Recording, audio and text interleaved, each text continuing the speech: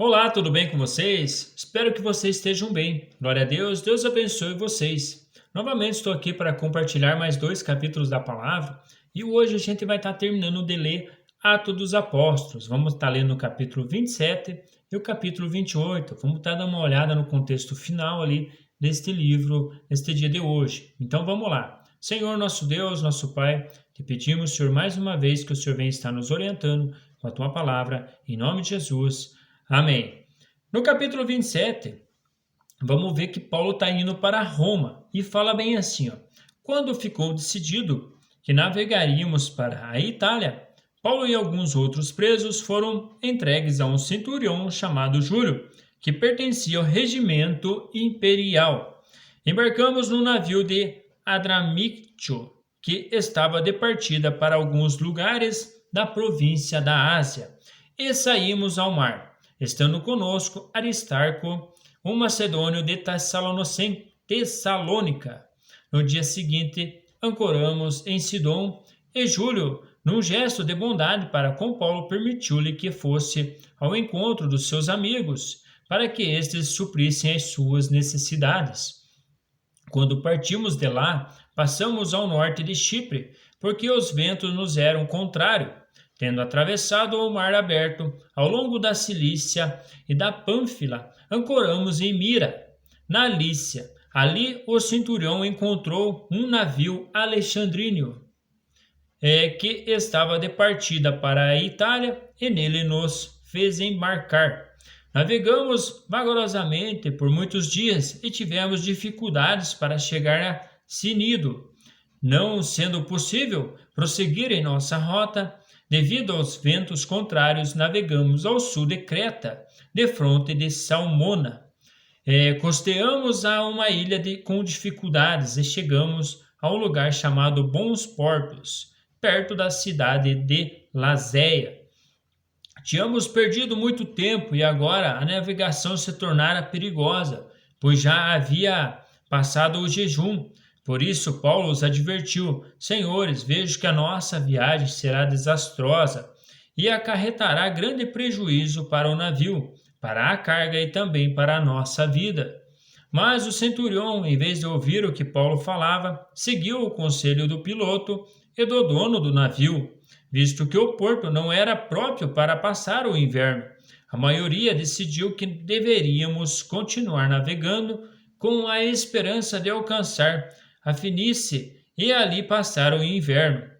Este era um porto de Creta que dava para sudeste e noroeste. Enfim, eles estavam ali querendo navegar e Paulo também estava orientando eles que ia dar problema a viagem que estavam fazendo. Começando a soprar suavemente o vento sul, eles pensaram que haviam obtido o que desejavam, por isso levantaram âncoras e foram navegando ao longo da costa de Creta. Pouco tempo depois, desencadeou-se da ilha em um vento muito forte chamado Nordeste. O navio foi arrastado pela tempestade, sem poder resistir ao vento. Assim cessamos as manobras e ficamos à deriva. Passando ao sul de uma pequena ilha chamada Clauda, foi com dificuldade que conseguimos recolher o barco salva-vidas. Levantando, lançaram mão de todos os meios para reforçar o navio com cordas, e temendo que ele encalhasse nos bancos de areia de Sirte, baixaram as velas e deixaram o navio à deriva. No dia seguinte, sendo violentamente castigados pela tempestade, começaram a lançar fora a carga. No terceiro dia, lançaram fora com suas próprias mãos a armação do navio, não aparecendo nem sol nem estrelas por muitos dias, e continuando a abater-se sobre eles a grande tempestade. Finalmente, perdemos toda a esperança de salvação. Visto que os homens tinham passado muito tempo sem comer, Paulo levantou-se diante deles e disse: Os senhores deviam ter aceitado o meu conselho de não partir de Creta, pois assim teriam evitado este dano e prejuízo. Mas agora recomendo que tenham coragem, pois nenhum de vocês perderá a vida, apenas o navio será destruído. pois ontem à noite apareceu-me o anjo de Deus, a quem pertenço e a quem adoro, dizendo-me: Paulo, não tenha medo, é preciso que você compareça perante César.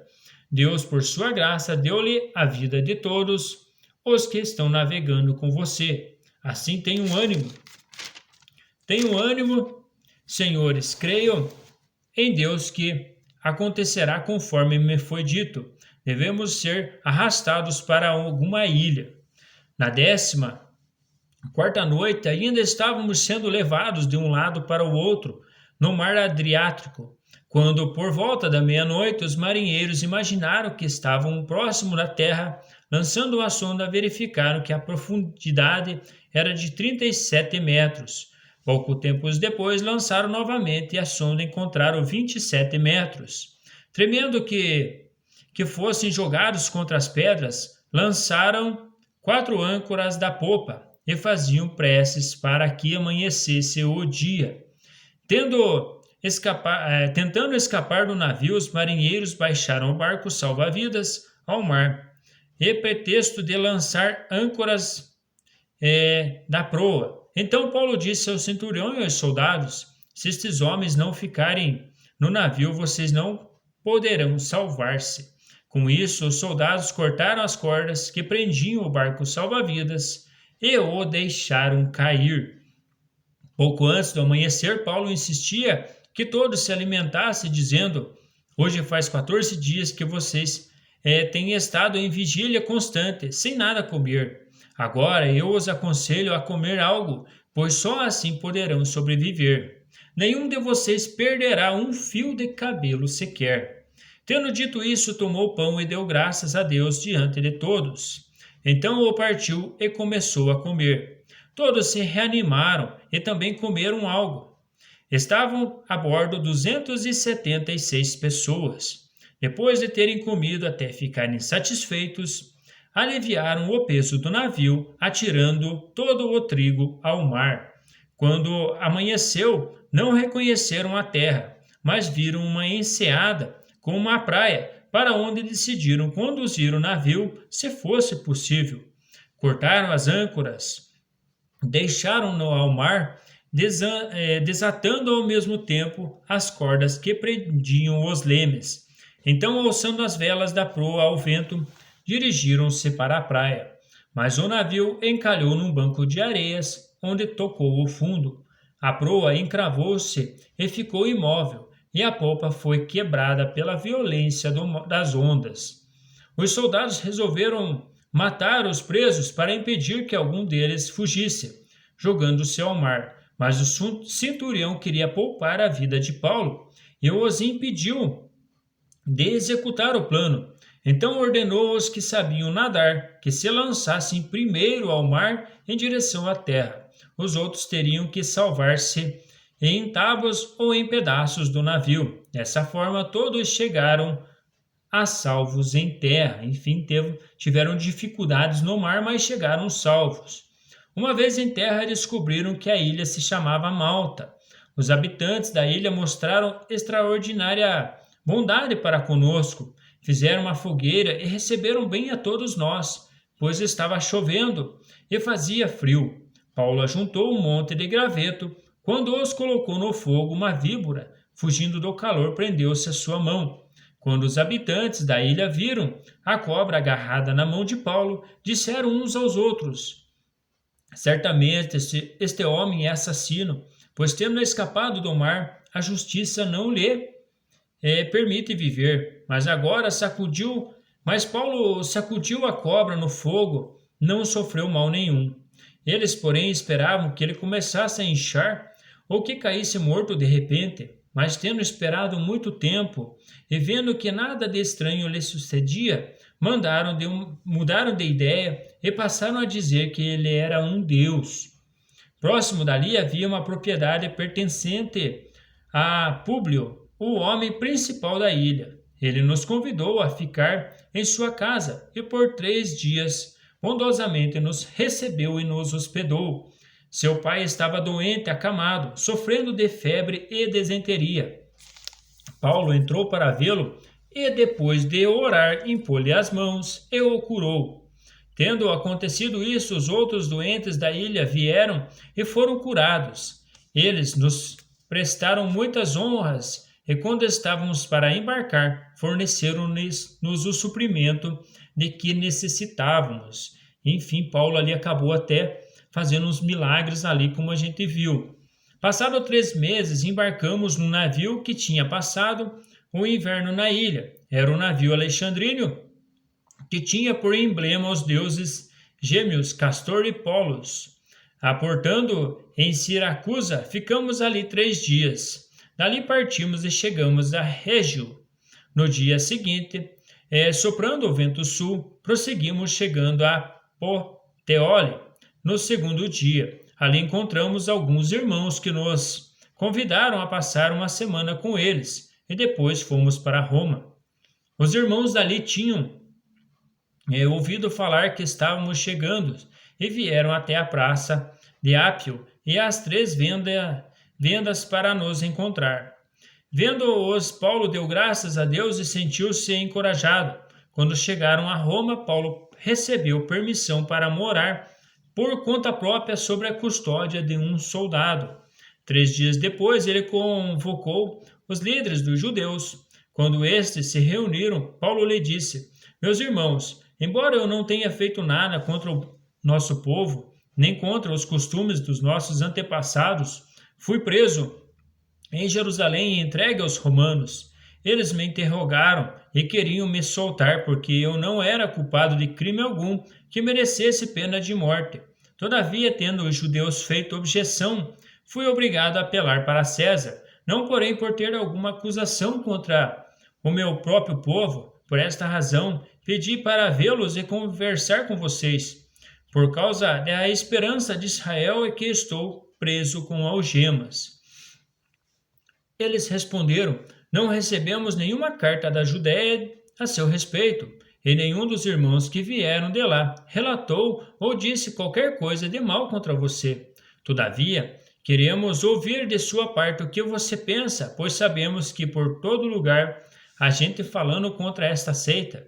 Assim combinaram encontrar-se com Paulo em dia determinado, indo em grupo ainda mais numerosos. Os lugares onde ele estava. Desde a manhã até a tarde, ele lhe deu explicações e lhe testemunhou o reino de Deus, procurando convencê-los a respeito de Jesus, com base na lei de Moisés e nos profetas. Alguns foram convencidos pelo que ele dizia, mas outros não creram. Discordaram entre si mesmos e começaram a ir embora, depois de Paulo ter feito esta declaração final.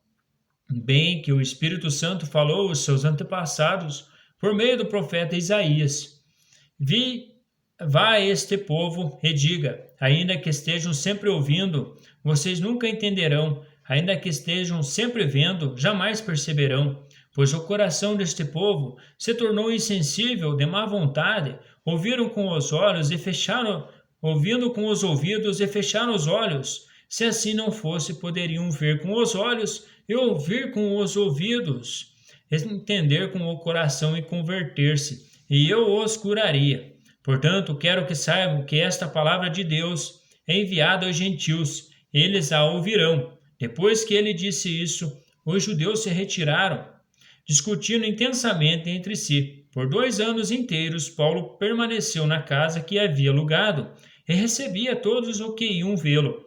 Pregava o reino de Deus e ensinava a respeito do Senhor Jesus Cristo, abertamente, sem impedimento algum.